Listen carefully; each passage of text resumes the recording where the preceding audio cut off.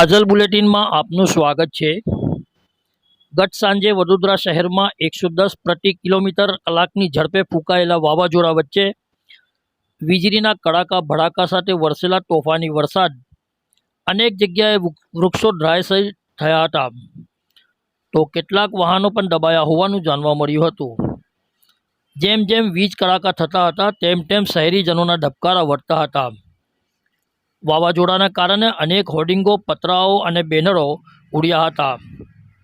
તો બીજી બાજુ છેલ્લા ઘણા સમયથી વાડી મોટી વરવાડ શેખ હારૂન પીરની મોટી મસ્જિદ પાસે ઇલેક્ટ્રિક ટ્રાન્સફોર્મરના જીવતા કેબલો વચ્ચે ઝાડની ડગાલીઓ નમી પડતા આ વિસ્તારના રહીશોના જીવ પડીકે બંધાયા હતા અને તેઓએ તંત્રને અપીલ કરતા જણાવ્યું હતું કે તેઓએ અનેકવાર લાગતા વળગતા ઓફિસોમાં લેખિત તેમજ મૌખિક રજૂઆતો કરી છે, છતાં તંત્ર તરફથી કોઈ કાર્યવાહી કરવામાં આવતી નથી તેઓનું એવું કહેવું છે।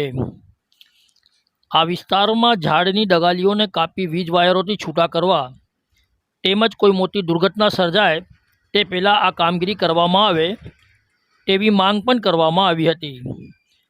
વડોદરાથી સાદિક કાજલવાલાનો રિપોર્ટ।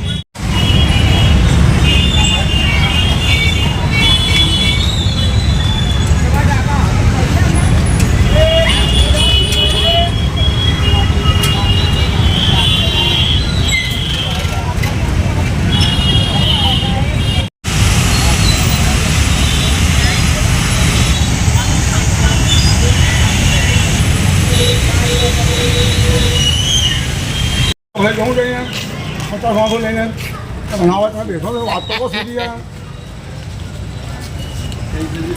ले लो हाजी बात को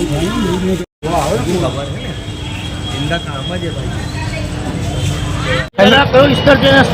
आज अत्यारे पानीगेट विस्तार है आयुर्वेदिक 3 रस्ता अत्यारे शू है कि काले वावाजोड़ू ने वरसाद जे थयो छे ए वच्चे अमे फसायेला हता अने बहु तकलीफ पड़ी छे ने अभी जे पीपरानो झाड़ पड़ी गयो छे साहेब शू हजी सुधी हटाववामां नथी आव्यो। तो हवे जेम करीने जल्दी करीने हटावे तो सारूं छे। अमारा कस्टमर ग्राहको अमारी चानी लाड़ी छे त्यां आगार अमारा कस्टमरने बहु तकलीफ पड़े छे।